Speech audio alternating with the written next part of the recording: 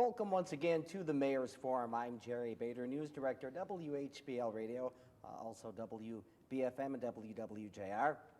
And we'd like to open our program by inviting your participation, 459-6663. If you have questions for us today, 459-6663. Joining us, as always, Sheboygan Mayor Schramm. Morning, Jerry. And with us today as well, Development Director Jackie Jarvis is what you prefer, right? Yes. Okay. See, we in the media, when we quote you, we say Jacqueline. But we'll call you Jackie for today, because we know that's what you prefer. We'll be talking about several things today, talking about development issues. If you're not aware, Jackie Jarvis is Development Director for the City of Sheboygan. Recently hired, I guess we can still say, earlier this year. We'll talk with Jackie about development issues and, of course, again, welcoming your calls. And as time allows, perhaps conversation with the mayor concerning the budget. That's also a top issue with city government this time of year. Why don't we... Would you like to take a call already? We have one coming. Oh, okay. They're telling you that we have calls today. All right. You'll have to give me the eye contact. Let's start right out with the call. That's just fine. Good morning, Mayor's Forum. Good morning. You're on Mayor's Forum. Since the city is developing the Rice Marina and has displaced 4 charter services, I'd like to know what the city is going to do to help these charter services. Okay, let's let's start with Jackie. I assume, and maybe I'll let you fill in the blanks, that he's referring to potential development of the Rice Peninsula. And as far as displacement of charter businesses, we'll let you take it from there. Put you to work right away. Yes. Right now, the city has not formally purchased this property. We are negotiating and working on plans. In anticipation of those plans, some of the 30 charter and slip owners along the Rice Coal property are looking for some place to store their boats over the winter, because should this project move forward, we need to locate some fill onto the property and start to demolish and take care of some environmental contamination on the site. And the location where those boats are normally stored is exactly where some of the demolition and environmental work and some of the fill needs to be located. So the Rice Marina Company has suggested that these folks need to find a place to store their boats over the winter. And right now we're looking at some options to help facilitate this. The Sheboygan Marina has some outside storage, and we're also looking at some other options and trying to help people find some storage for the winter. And as far as next summer, we are working on arranging some slips and locations for the charter fishermen and the other slip owners along that dock, so that they can continue to utilize the Sheboygan River. Charter fishermen bring in quite a substantial amount of revenue every summer. Hundreds and hundreds of charters are undertaken through just those 30 charter boats. So yes, we are definitely taking care of trying to locate and trying to find some options for you for this winter and for next summer. Thanks. Okay, sir? Yeah, thank you. You're welcome. Okay, thanks for the call. As long as the first call pointed us in that direction, why don't we take up one of the issues that I was going to cover, and that is potential development of the Rice Peninsula. Let's start with, well, the very basics. Jackie, and perhaps Mayor, you may want to join this as well. To the extent that you can comment publicly, and I realize there's a negotiation factor here, to the extent which you can comment publicly, what is the status right now? Let's start with city efforts to acquire the property. Again, I realize to the extent that you can. Right. I think giving you some background first might help. Sure. This property has been underused and desolate for probably at least 10 years. It's been for sale for the past, I'd say, 5 years. And up to this point, there hasn't been a private developer or purchaser of this property that's come forward and just worked with Koch Industries, which owns the property. and there's still a for sale sign on the property. We are trying to work with Coke to buy this property because they have difficulties in finding a developer who will undertake this substantially huge project. It's about 44 acres, the entire parcel. And basically, if we were Chicago, this property would be snagged in minutes, even before a sign was even put up as for sale. So what we have here is... Dude, let me interrupt 1 second. What's the distinction there? Why in an urban or metro area such as Chicago would that be the case and not here? Yeah, because the market in Chicago, there's just, there's 6 million, 8 million people there. Lakefront property is so valuable. And even here in Sheboygan, it is valuable, but we're in a smaller market. And for a developer to come in, they look at a number of factors in determining how much and what kind of effort they're going to put forward in developing a property. They look at how much time they're going to hang on to the property before they can see their profits. They look at the expenses that they would need to undertake, and they look at what size market and how quickly they can, bring in residential, commercial development. So in a city the size of Sheboygan, and even Milwaukee in some instances, you need to have the public sector facilitate development, not undertake the entire development. We're not in the business to make a profit, but we need to help facilitate developers with this project by doing some of the infrastructure work, taking care of the demolition, putting in the streets, and hanging on to the property for the 2 or 3 years that it's going to take to develop it. So then we can bring in either residential developers, commercial developers, or businesses, and try to lessen the time that a developer would have to hang on to it. Okay. Now, having set that backdrop, I think it's been stated publicly more than once, the city is in fact in negotiations with Koch Industries, the current owner of the property. Mm-hmm. So at this point, is it simply a matter of those negotiations, and I know you can't comment publicly on those, but is it a matter of those negotiations simply continuing and hoping that the two sides can reach agreement? Right. It is that what you're saying is true. We're in the process of negotiating. There are a lot of things. This isn't just a green field where we're taking some kind of property that hasn't been used before. It has been used extensively for coal storage, for fertilizer storage, for salt storage.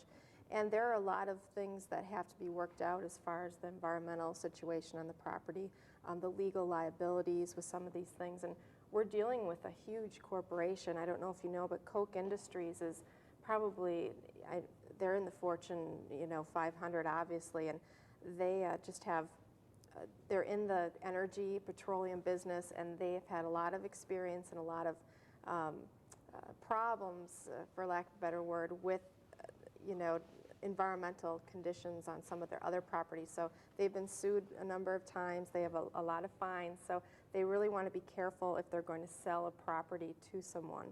Okay. So. Jerry, we have a call. Do you want to take it? We take a call. Good morning. You're on Mayor's Forum. Good morning, everybody. Good morning. Good morning. Question on the property of the Green Warehouse. It's a little eyesore not an eyesore, but a little problem with me. I cannot see the city buying that. In all due respect, then you want to expand it as far as tearing it down, expanding Rotary Park for $800,000 more park space. I don't think we need it. Now how much of that's going to be included in the total cost? Buying that building, extending the park for $800,000, and the razzing of the building. Okay. Would that be approximately $1 million something? Just to let you know, right now, the city does not actually own this property. I understand that. The plans are open at this point. The Rotary Park will not be extended through the entire property. We've worked with the owners and with some of the other folks involved that this property will not have to be a park. There are some plans to potentially expand Rotary Park a little bit down the hill. You realize that existing park is on a slope. So there are plans to extend that partially on the property, but to say that the whole thing will be a park, that's not really in the works right now. I don't mean that entirely as a park. But Right. But I think that you would agree that there is already a natural trail engraved across that property, extending the border walk along the river over to the lakefront trail. And I think that's what I think the park atmosphere type thing will be with this property, is that we do want to bring that trail through the property. What are you going to do, by the Coast Guard station then too? Not buy it. We won't have to buy it. In a few years, the Coast Guard That's did. for sure. Well, yeah, they did say if we would take over the property and keep it up, they would stay here, but they wanted the city to maintain the property. And that won't be for a few years, but if we do that, like Jackie said, we could extend the boardwalk all the way down. And we are very aware of taking that property off tax roll, and that's what we're looking at. Partially parked, like Jackie said, and doing something else with it to make sure that if cash flows, get enough increments on that property that it will cash flow for the money we're losing taking All off. due respect, I not keep the property on the tax roll. Period. That's it. You don't have the availability of land like you do in the town of Sheboygan and the town of Wilson to build the type of homes that they're building out there. Right, exactly. Correct. And Exactly. that makes it And bad. that- I mean, you can't create a tax. I'm going to tell you something else, ma'am. You're not here too long, but you have 16 properties on the south side. They created a tax base. Let's say $2,500 per house. All right, that's 16 houses. That's approximately $40,000 that the city is losing as far as the tax base is concerned. And what is that going to be turned to on the south side, on Camelot Boulevard I'm referring to? Right, I understand your point, and what we're trying to do across the river from the Green Warehouse property is actually create some more tax base, 44 acres worth of tax base. So we are definitely, that's one of the missions of our department, is to look at increasing the tax base for the city. I should hope so. Yep. Now, all due respect, on the part of the Coke property is concerned, where the office building is on that side. That's on the east side of the bridge. Who owns the property on the west side of the bridge? Coke does also the 2 acres you're talking about? The entire deal across from Dave's, who is in and four of a Yeah, kind? Coke owns that. There's about a little over 2 acres there, I believe. That's also included in the deal. Well, that house was included in the deal. Yes. Is that, if I'm not mistaken, I thought that at one time somebody was interested in that property to build a boat storage and boat something facility. They still are. Well, they still are. Right. Well, maybe they ought to let them take over the Green Warehouse and let that develop to the boat storage deal and some other deal connected with the Boeing industry, because you're having a problem in getting them to the west side of the bridge. Correct. You had a problem the other day here, I see in the paper where a boat got stuck underneath there, which doesn't happen every day, but it did happen. Right. But like I say, on a property issue, keep it on the tax roll. As far as the park property, I think we have enough for that. Oh, there's another deal. Across from DeLand Park, you have some swings in that next to the Girl Scout deal. What is the condition of that property? That has to be kept as a playground deal there? I believe so. That's part of the park property. Why couldn't those swings in that move to the east side of that Broughton Drive and put on the east side and take it over as a piece of residential property and put it on the tax roll? Once it's designated as park property, the state will not let you do that. They won't? No, we thought of looking at some of the park areas for a police station also, and we cannot put a police station where a park was. They will not let you do that. In all due respect, what's going to happen to the Rice office building? I believe we're negotiating, and Jackie, you can correct me if I'm wrong, negotiating with a couple developers to buy that and renovate part of that. Otherwise, the city can look at using it also. Is anybody in that building at all? Yes, there are people in there. Well, there are people in there. Because we're looking for a new police station. Correct. I don't like my taxes going up. Have a good day. Thank Thank you. All you. right, thank you. A myriad of issues, even just directly related to the so-called green building or the green warehouse. The caller mentioned something that, of course, has been debated previously, the merits of letting a private group develop a boat works on the Green Warehouse property. Not necessarily asking you, Jackie, why one is better than the other, but what are, I guess, what are the advantages and disadvantages of perhaps letting a private group acquire that property, do a boat works there, versus even the commercial combination park that we're now talking about from the city? Yeah, that's a good question. That comes up a lot. Where should a boat works facility go? Something that can hold boats during the winter, heated indoor storage, and also a service facility. We're analyzing right now what the factors are that we consider important for locating a boat works. And a couple of those things is just how much capacity we would need, and that drives the size of the building that you would want. Secondly, we look at how much space is needed to take down boats, the masts, things like that, and how much space will be needed for a service facility.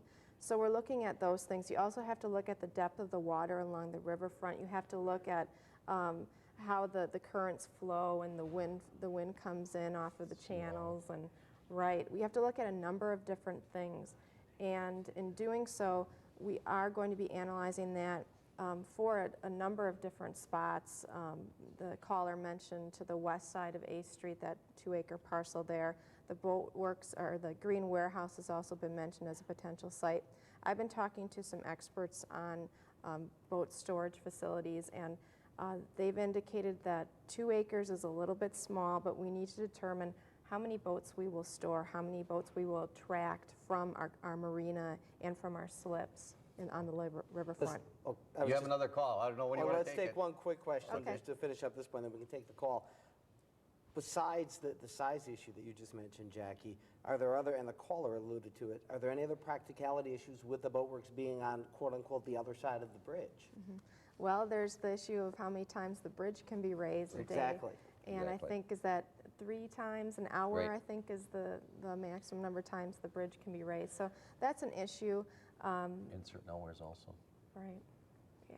So we have to look at that. During the peak travel, you know, automotive travel times, there's issues about how often the bridge can be raised. Right. All right, I'm sure we'll revisit that. In the meantime, why don't we take the call?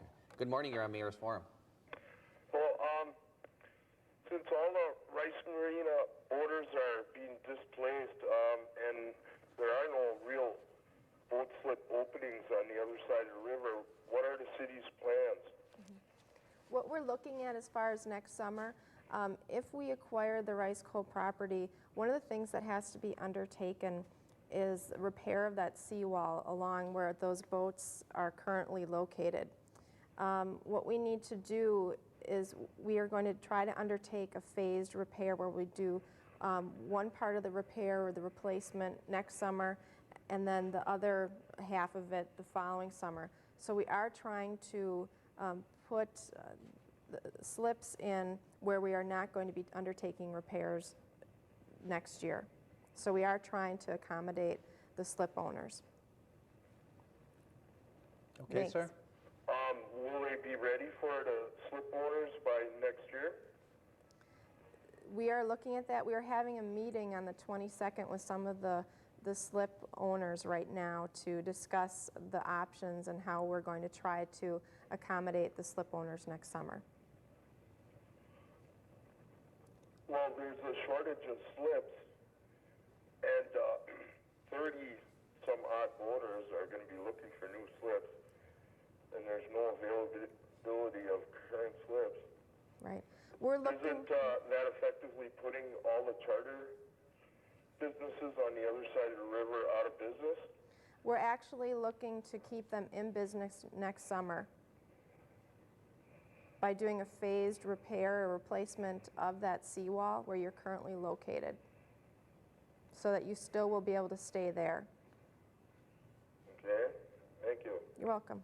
Yeah, and I got some calls yesterday at the office too that the city sent us a letter and we have to be out within 30 days to charter boats.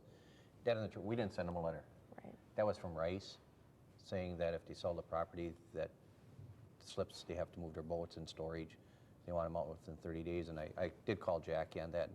And if we do purchase the property within that time, we are willing to work with these people also Definitely. for storage. We're getting a lot of questions, kind of combination, the Rice property and the green warehouse. See if I can bring some points and kind of bring all this together. Let's jump back a moment to the green building of the warehouse.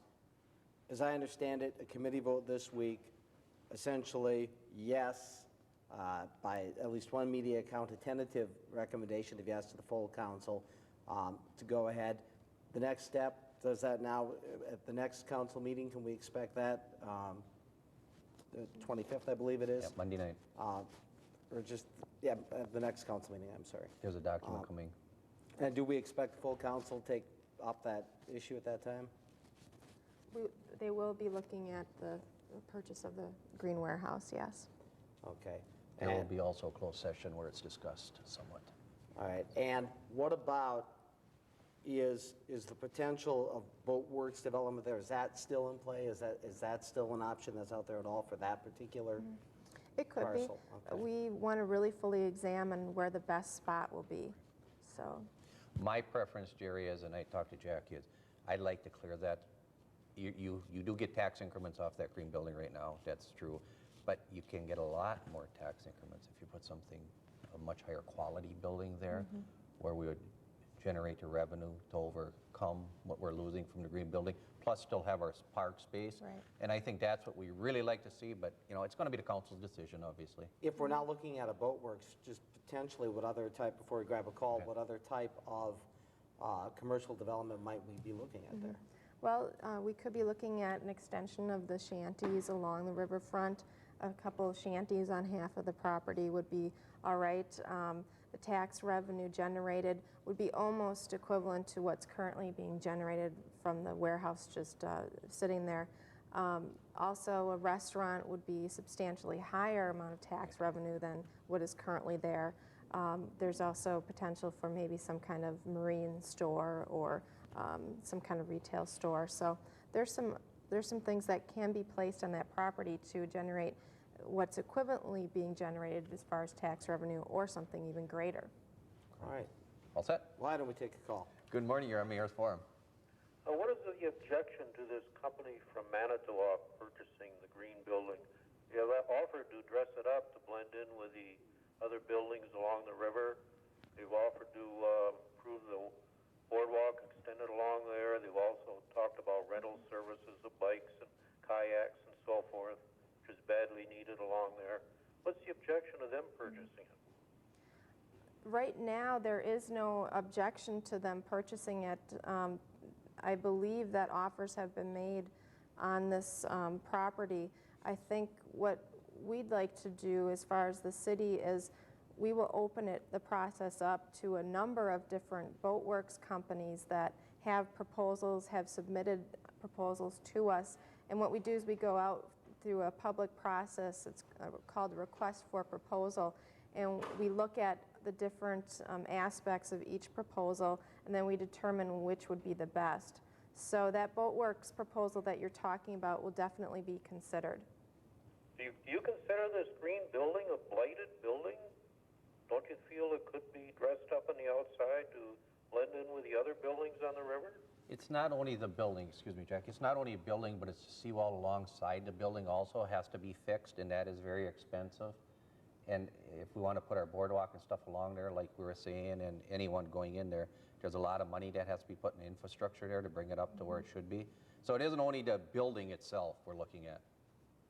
Okay, can you take something on another point? Sure. With the closure of the Camp Marina, there's no availability in the city for motorhomes that are coming in.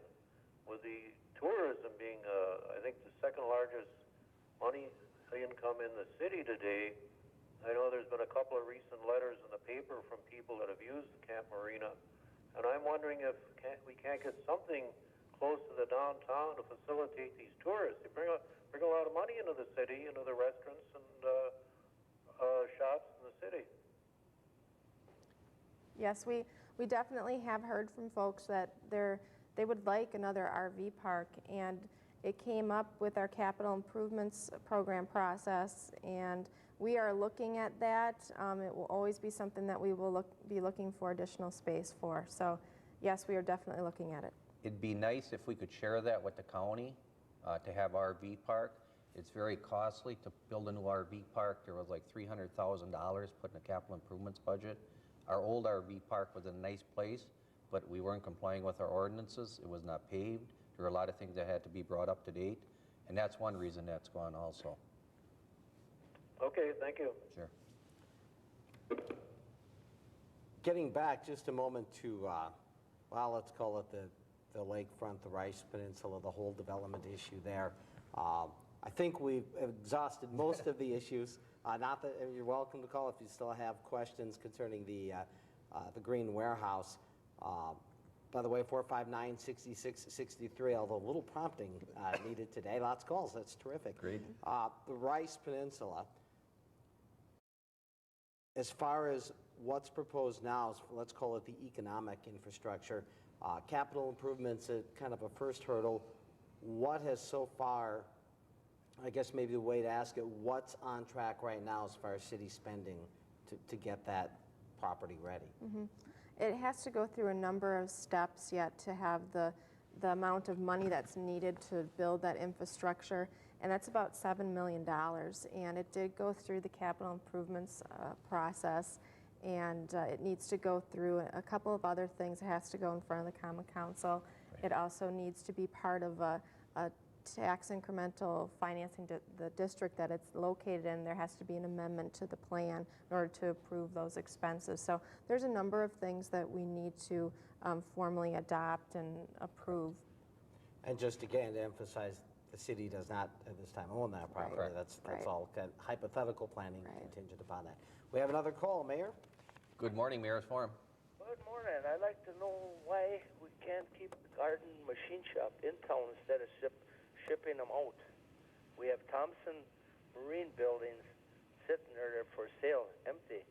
Why can't that machine shop move over there? Actually, that wasn't our choice. They're moving by their own choice, and by purchasing that building, the state tells us we either have to relocate them or build them a facility large enough to operate in. They felt what we had in Sheboygan was not large enough, so they decided to move closer to their operation in Milwaukee. They wanted to get down around the Fredonia area. Well, that's a reason I asked that, because the employees didn't want to drive out there. Exactly. But the company, the management said, we want to go closer, and the state forces you to do that. And that was one of the big expenses of the building, I believe around $800,000. I didn't know that that company was owned by a Milwaukee firm. Yes. Yes. And another question, are we cleaning up our backyards with self-contained campers and automobiles? We're working on that every day, sir, but if you know of some place that we aren't getting to, please just call my office and I will get to the building inspection. I know a lot. I do a lot of working, and I see a lot of them. They aren't licensed, and I know they aren't, and there's a lot of them, believe me. Please you don't have to give your name, just call my office and drop off some addresses and I will send a gentleman out. Okay, I will get in contact with you, believe me. Good. It's ridiculous that there's so many sitting there. Okay. They aren't being used. Okay. Thank you. Okay, thank you. For the benefit of those who aren't aware, and I have to admit I'm not fully informed on the last issue that the caller brought up, whichever of you wish, what exactly the concerns he's raising there. Whoever wants to field I'm it. not sure what. The Old Kingsbury Brewery building. Okay. They had an option of staying in Sheboygan or moving if they wanted. State says when you buy a business, you have to accommodate them by giving them appropriate place to go with that business, large enough a building, or relocate them somewhere. Okay. Their option was we had buildings, we could have built them a new building in an industrial park, you know, and have been around $1 million. Their option is to go to Fredonia. They want to be closer to their plant in Milwaukee. I understand some of the people who work there, the employees didn't really care for that decision, but their management made that decision, so we don't have control over that. I was actually referring to the last issue that he brought up concerning, I'm not sure exactly what it was, but you seem to know what he was talking about, in backyards, clean. Oh, That's backyard. the one okay. I didn't understand. Oh, that. I'm sorry. Okay, the backyard issue.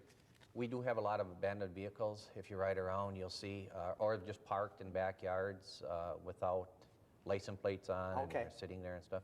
And we have been going around. We have a program that our inspectors go around spotting these, and they do get a letter to move them or clean them up or get them out of there or whatever, license them.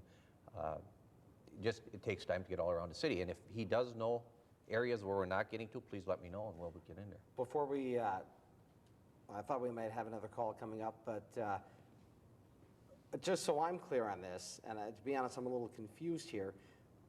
All right, we're talking about vehicles on properties? Correct. And do we, I'm assuming we have an ordinance to some effect? Or Exactly. What does the ordinance say?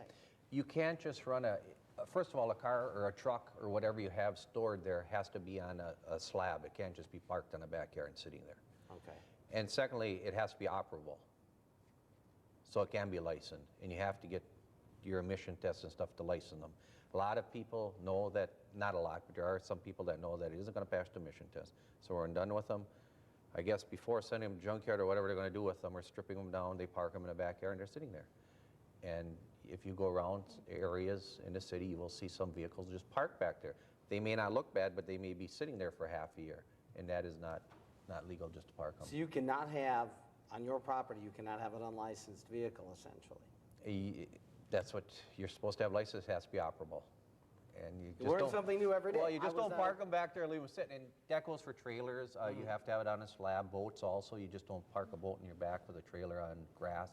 It's supposed to be on a slab. And Obviously, if you have an enclosed garage or something, Right, that's not different. an issue. Right. It's certainly not an issue. And same as garbage or anything else, you know, sitting back there, you see a lot of, not a lot, but there are places where you see bags of garbage piled up in the backyard and it seems to never move, and we have to go in there and make them move them. Now, in a situation like that, and I knew that because I've had, as we do at the radio station, we get calls, people complaining about these types of things.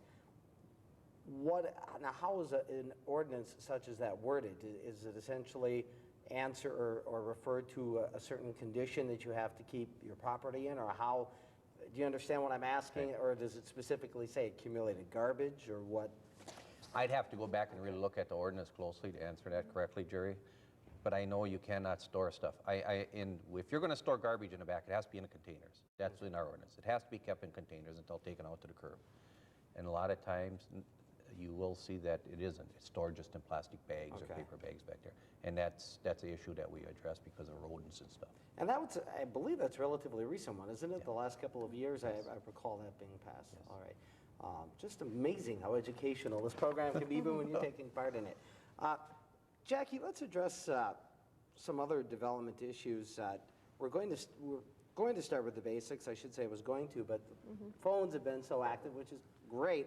For those who aren't aware, why don't you tell us a little bit? You haven't been in your office all that long in the city. Tell us how long have you been there, and a little bit of your background for those who aren't aware. Right. Well, I've been in the development office now for 3 months.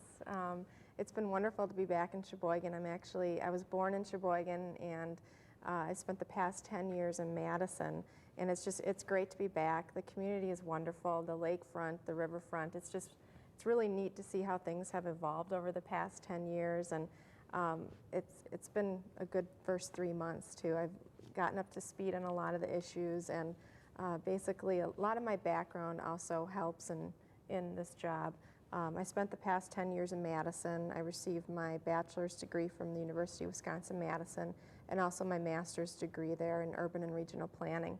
And I worked for the Department of Natural Resources right out of school, and then I worked for the Department of Commerce, where I managed a program that helped communities statewide redevelop areas similar to the Rice Coal property that are vacant, formerly used for industrial purposes.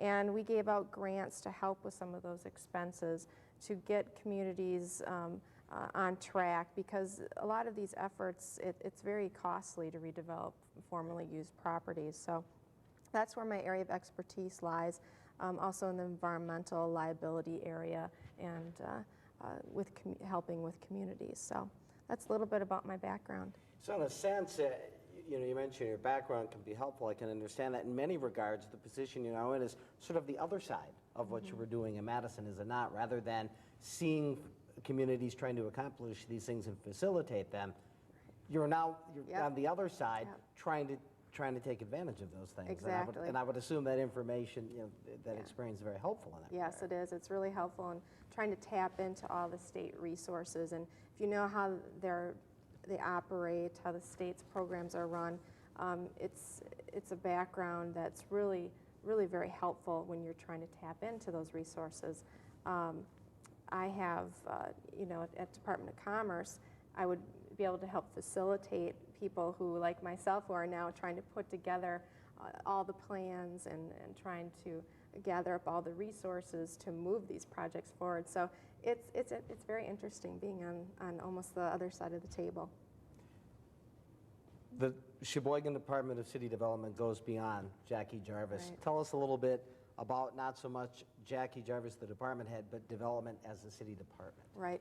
Our Department of Development entails a number of different functions, and the staff are really wonderful. They're experienced, they're very dedicated, and we undertake a number of different functions. We have the City Planning Department where people come in for site proposals. We look at their site plans. We have, if somebody wants to expand their business, we help them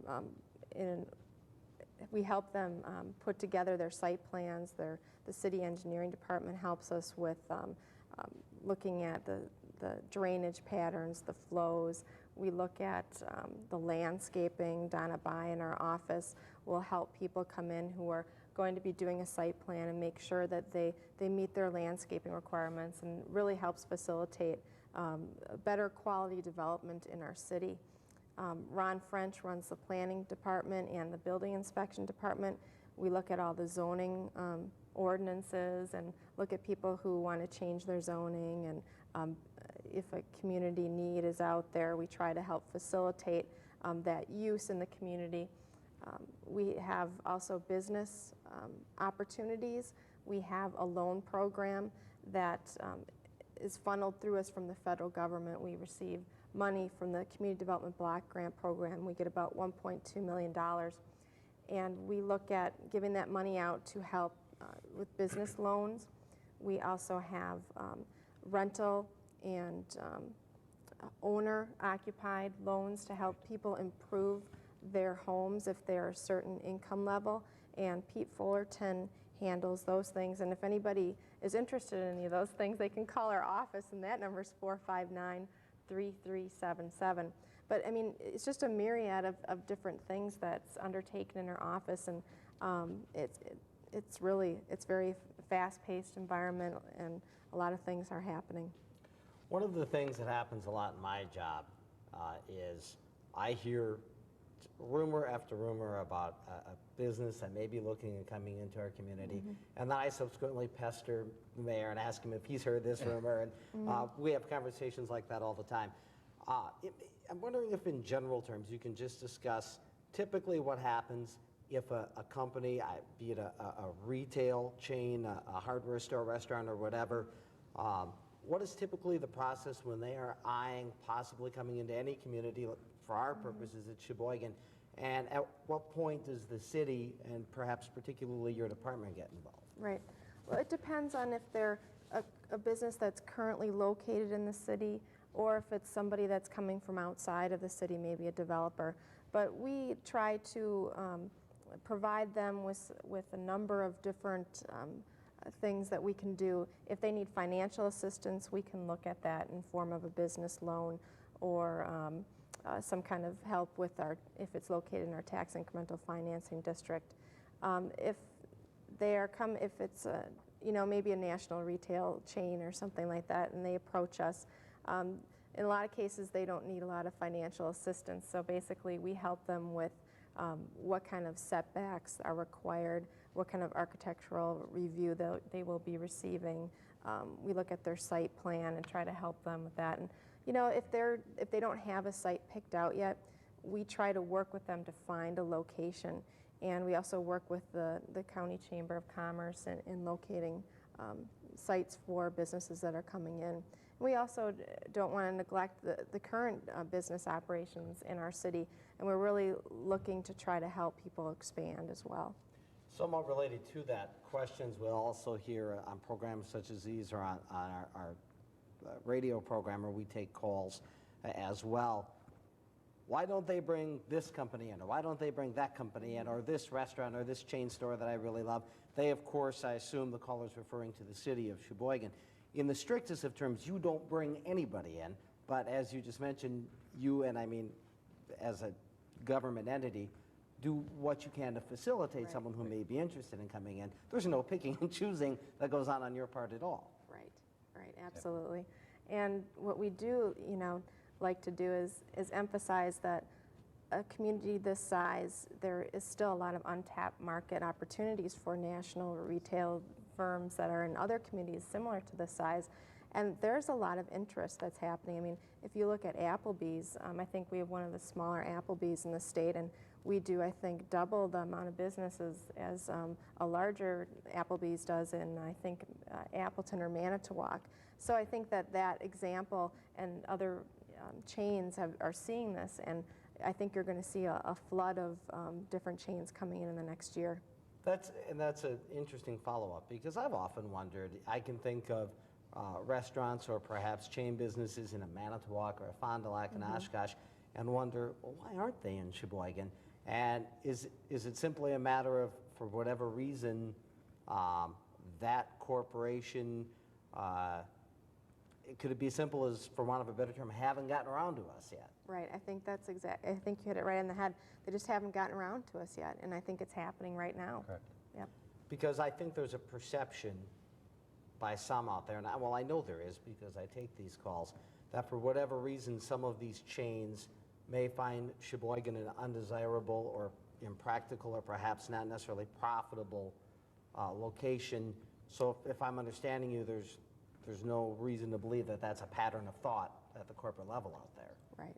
Why would they be in Manitowoc and not in Sheboygan? The lakes, by Manitowoc also, Jerry. But you're saying you're going to see some of the chains that are in Manitowoc, Green Bay area moving down to Sheboygan. They already have contacted us to come in. The general question that I hear, not exactly in the terms that I have it expressed here, but there are, and not so much talking about, maybe brownfield sites or old manufacturing facilities, but maybe even some of the other areas. Is there a general, well, for want of a better term, let's call it beautification strategy or plan that Sheboygan has? We are looking at trying to create a good quality community where we can create higher value in the community, thus raising our tax base value. And then what that does with higher tax base value, that means less taxes paid per person. And in doing that, we look at the actual structures of the buildings, the materials, and what kind of space we have around it actually impacts the value. And that space around a building needs to be landscaped and needs to be taken care of. So we look at that within our department, and we have an architectural review board, and then we also have a landscape architect on staff, and she looks at the different site plans that come through our office that need to have permits, etc., and she helps them make a better quality environment for that business, which greater enhances our whole community and indirectly increases our tax base. Rather critical issue, at least I know from the perspective of yourself, the mayor, and others locally, a critical issue has come up, is a proposal from the state DNR concerning dealing with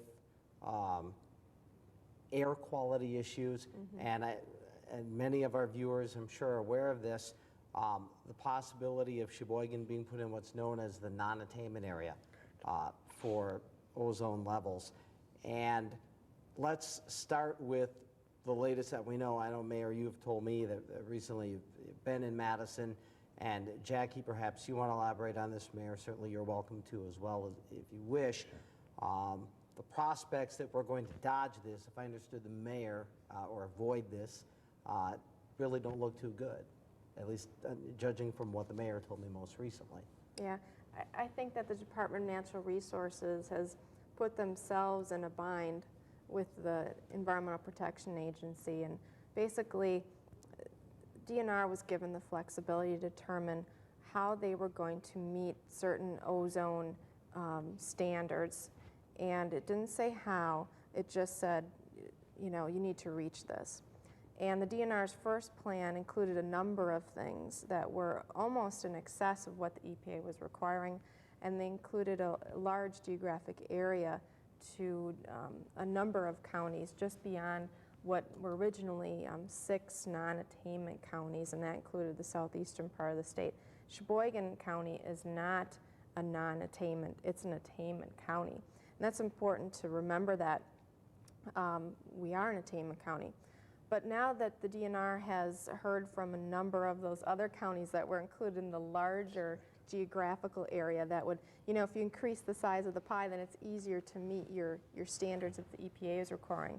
Well, there were so many complaints from all these counties, including Sheboygan County, that the DNR whittled away some of that geographic area, and they took away some of the other big requirements. And now what it's boiled down to is that Sheboygan County is still included in this plan, but some of the things that would hinder business are out.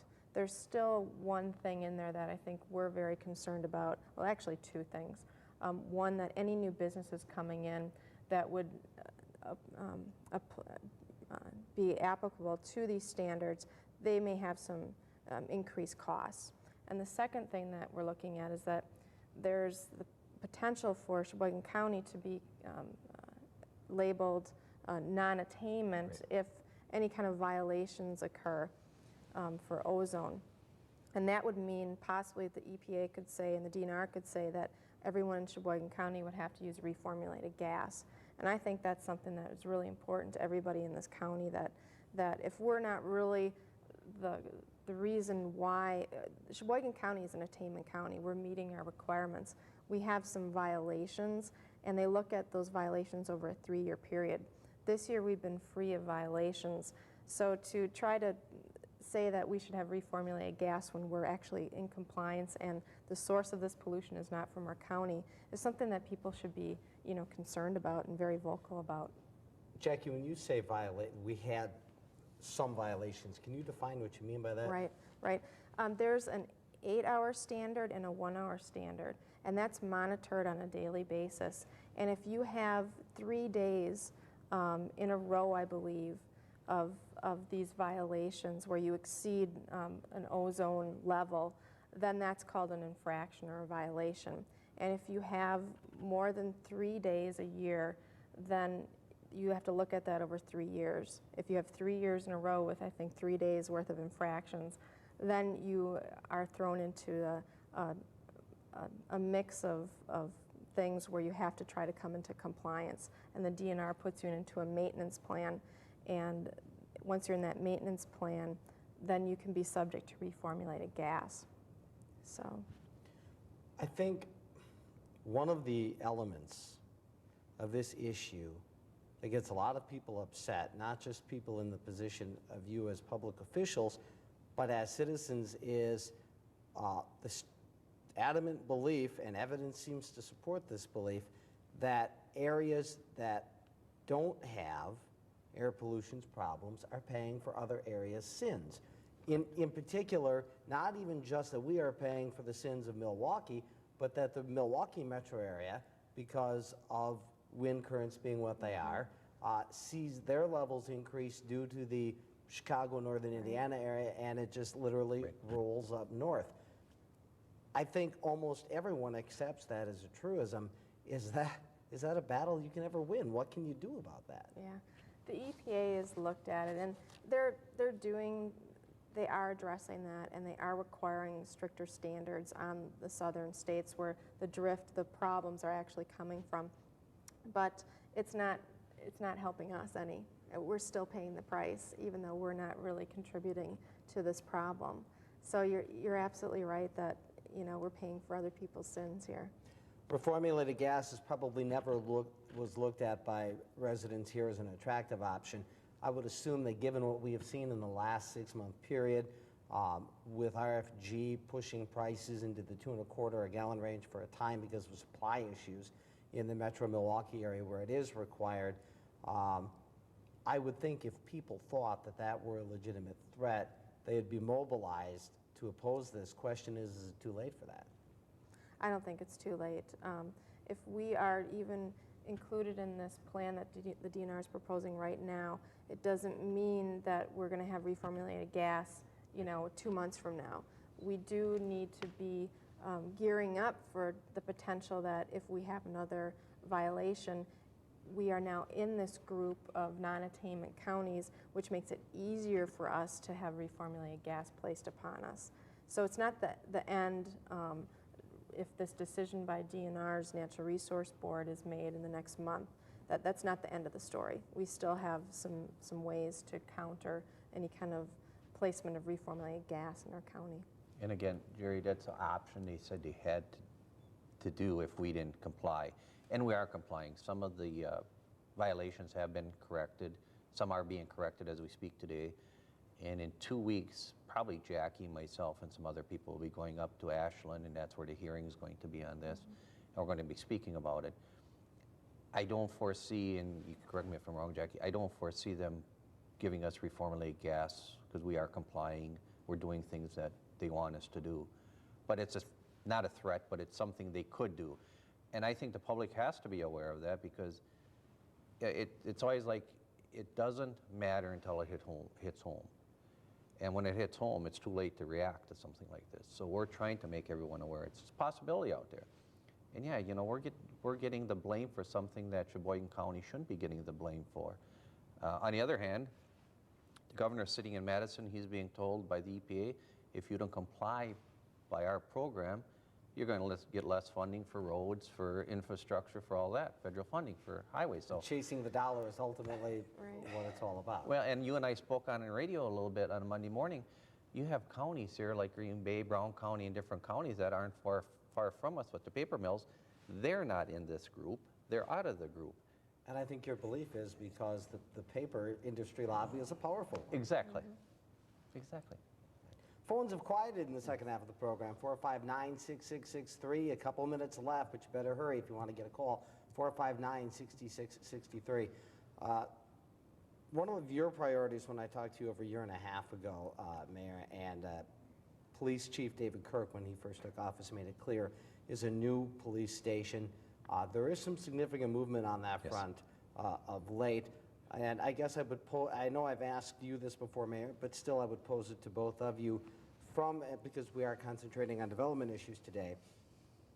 From a development perspective, Jackie, do you or your department have any preferences or thoughts as far as locating when we get that far in the process of a new police station? I think what we'd like to see, I think this is just general sentiments that we've been hearing through our office, is that the police station it's very closely tied to City Hall, and that trying to keep the police station very close in proximity to City Hall or even with City Hall is just one of the factors that I think people feel strongly about. Another thing that's come to as one of the higher level factors is that we don't want to be taking property off the tax rolls to place a police station replace those tax roll properties with the police station.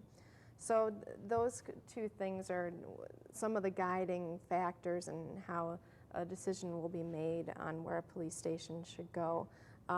Right now, I think the police department has some studies. They're looking at them and what kind of facility they need, how much space they need.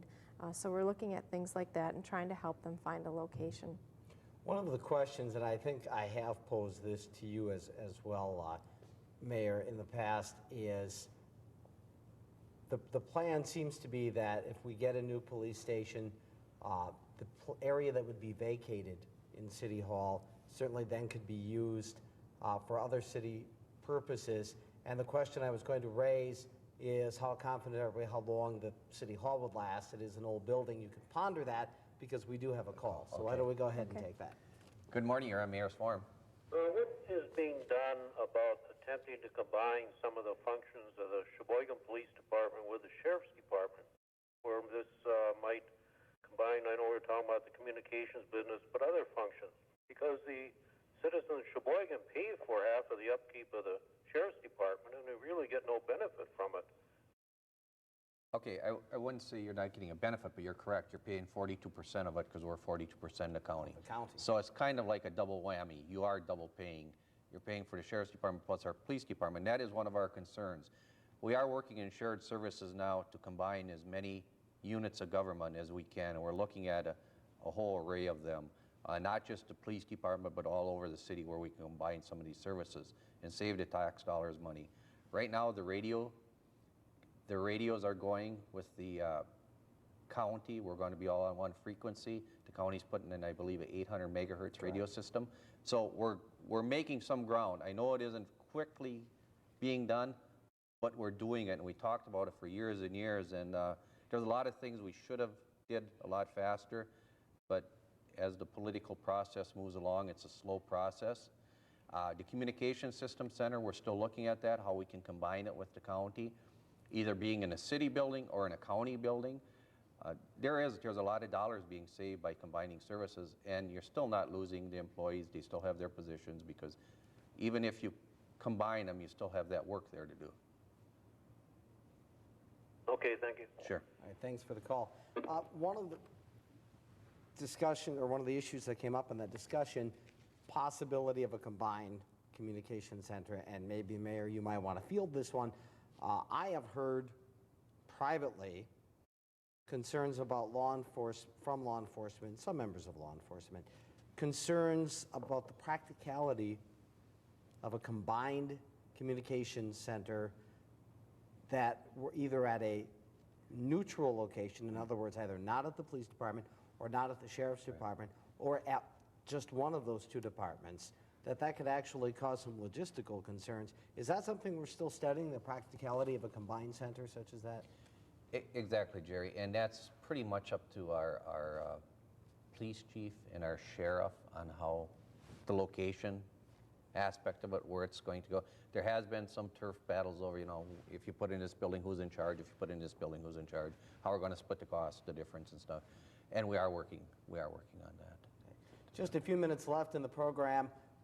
Jackie's had to do just about all the talking this time, so we'll pick on the mayor. Well, that's good. Well, that's fine, but we can't let you off scot-free. Okay. We'll pick on you for just a moment. Sure. I know you just completed your executive review of the proposed year, I was going to say 2001 city budget, which you will now, is presented to the various council committees and the council goes through.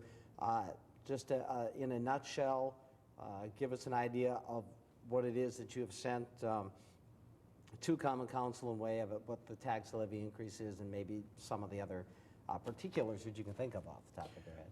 Okay, we didn't get our shared revenue. We didn't get our shared revenue in until late yesterday afternoon, so we didn't know how much we're getting for shared revenue from the state.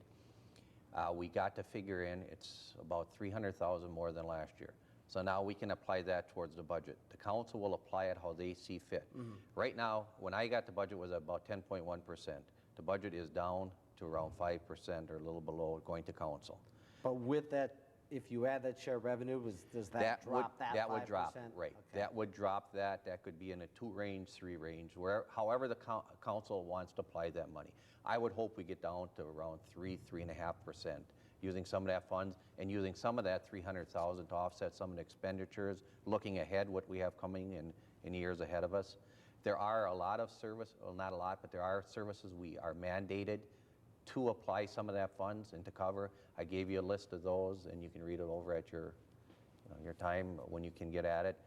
Some of them are already in a budget, the mandated things. There's some that are not in a budget, which the council will have to address if they want them in or not, and how it's going to affect our tax levy. But overall, it's a very good budget going into council, and we'll get down there. We'll get down around the 3%, I believe. And that will be the final word for today on the Mayor's Forum from the mayor himself. Thanks once again for joining us on the Mayor's Forum.